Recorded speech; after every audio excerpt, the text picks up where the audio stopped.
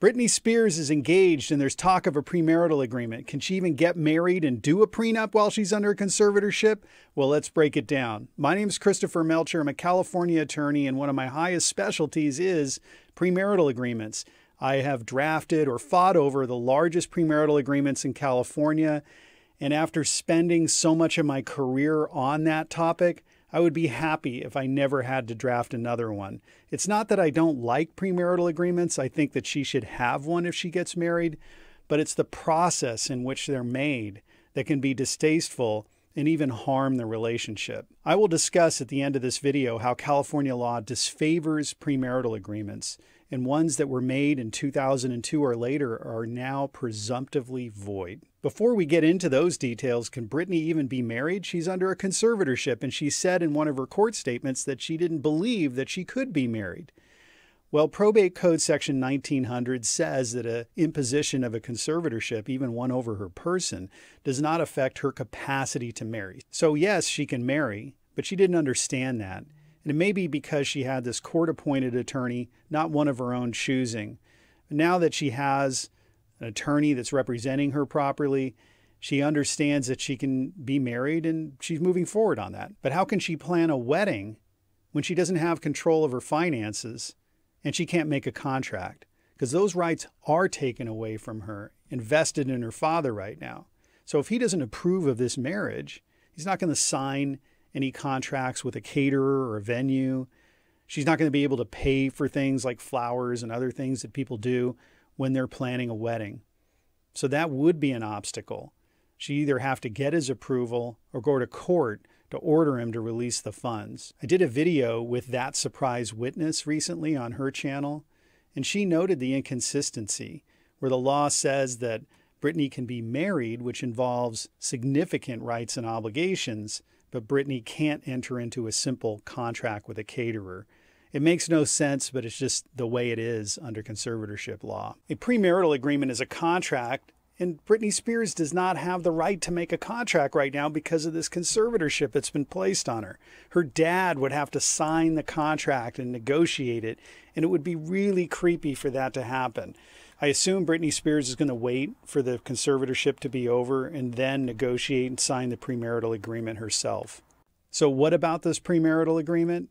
Well, her fiancé, Sam, has confirmed that there will be one.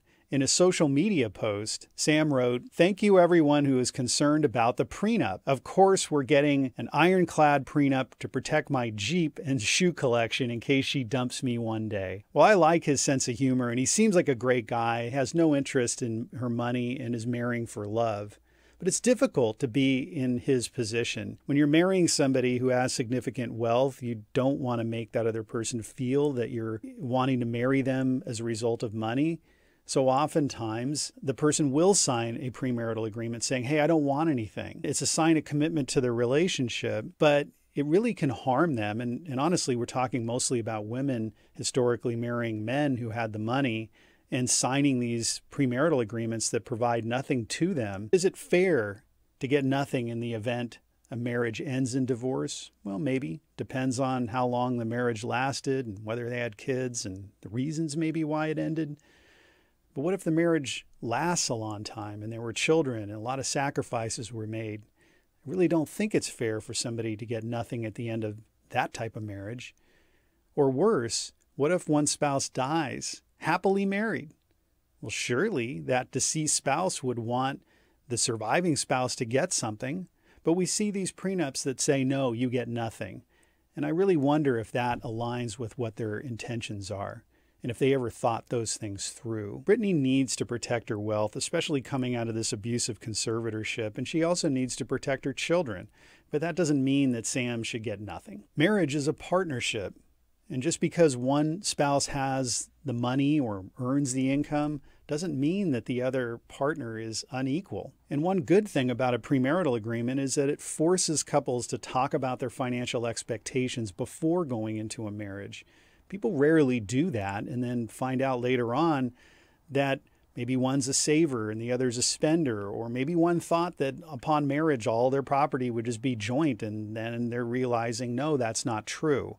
So it's good to have those discussions. So it's healthy for the couple to talk about their financial expectations as to what's going to happen during marriage, how's property going to be held, and what would happen when the marriage ends. There are two ways out of a marriage. It's either death or divorce, and a premarital agreement would cover both of those. If a spouse dies during marriage, there's usually life insurance or some other provision to inherit in a well-written agreement. The goal is to make a premarital agreement that aligns with their interest of having a lifelong, happy marriage, but protecting each party in the event that it ends through death or divorce. But we see people going into these negotiations really trying to exert control over the other person before they're even married, and really setting off the marriage on a bad tone. We'll also see people try to put in provisions about child support or child custody, but we cannot do that. That violates public policy. I've seen clients want cheating penalties, so they get extra money if their spouse cheats on them or uses drugs.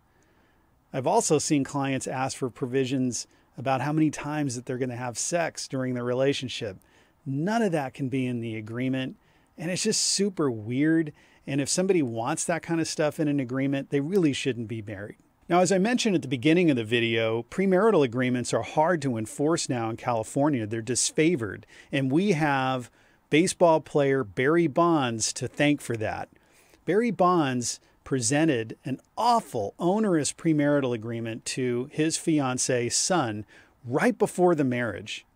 And even though he had 2 attorneys and a tax advisor, he gave her no time to get an attorney. She had no representation. She barely spoke English, and she had almost no time to review this agreement.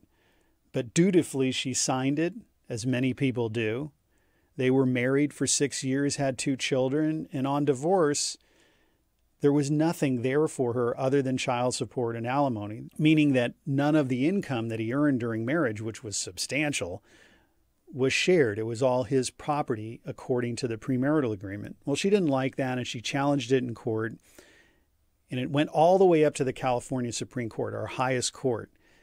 And the court, under the law that existed at that time, enforced it.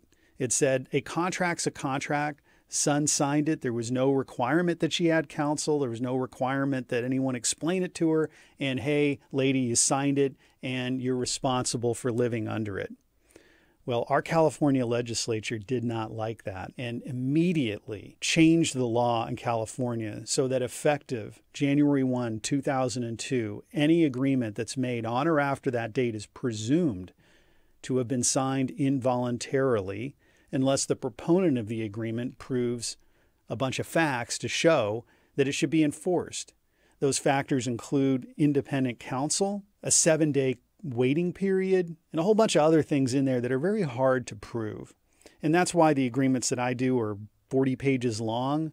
They take a long time to negotiate, and they're very expensive to do because we now have so many hurdles to jump over to make these agreements valid. Even when we follow all that procedure, these agreements are often challenged in divorce, leading to expensive trials over the validity of these agreements and whether they were truly voluntary or not, whether their counsel was independent or not, whether they understood this, whether things that happened during the marriage like domestic violence or other things would cause the agreement to be invalidated. They're not ironclad. There's no guarantee it's going to work. I believe Britney needs a premarital agreement. She should have one. I'm just hoping that the process of making it doesn't end up harming their relationship. They're going to have to deal with lawyers, which is certainly not a romantic thing when planning a marriage. My point is that there's ways of balancing this thing, even though Sam says he doesn't want anything, and I'm sure he doesn't.